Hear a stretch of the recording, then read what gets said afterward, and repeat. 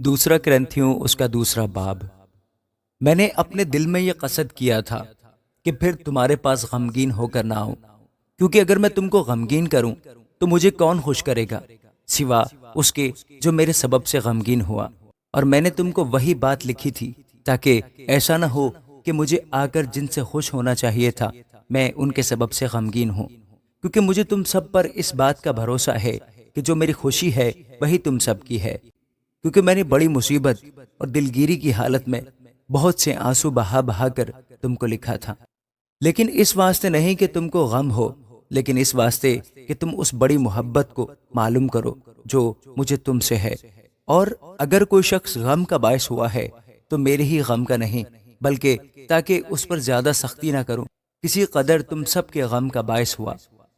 یہی سزا جو اس نے اکثروں کی طرف سے پائی ایسے شخص کے واسطے کافی ہے، پس برعکس اس کے یہی بہتر ہے کہ اس کا قصور معاف کرو اور تسلی دو تاکہ وہ غم کی کثرت سے تباہ نہ ہو۔ اس لیے میں تم سے التماس کرتا ہوں کہ اس کے بارے میں محبت کا فتویٰ دو، کیونکہ میں نے اس واسطے بھی لکھا تھا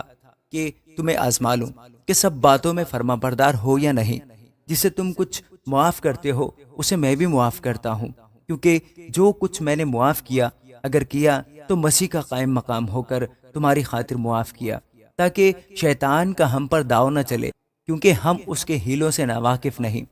اور جب میں مسیح کی خوشخبری دینے کو تراؤس میں آیا اور خداوند میں میرے لیے دروازہ کھل گیا تو میری روح کو آرام نہ ملا، اس لیے کہ میں نے اپنے بھائی تیتس کو نہ پایا، بس ان سے رخصت ہو کر میں ایک دنیا چلا گیا۔ مگر خدا کا شکر ہے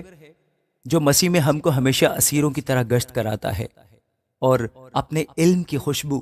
ہمارے وسیلہ سے ہر جگہ پھیلاتا ہے، کیونکہ ہم خدا کے نزدیک نجات پانے والوں اور ہلاک ہونے والوں دونوں کے لیے مسیح کی خوشبو ہیں۔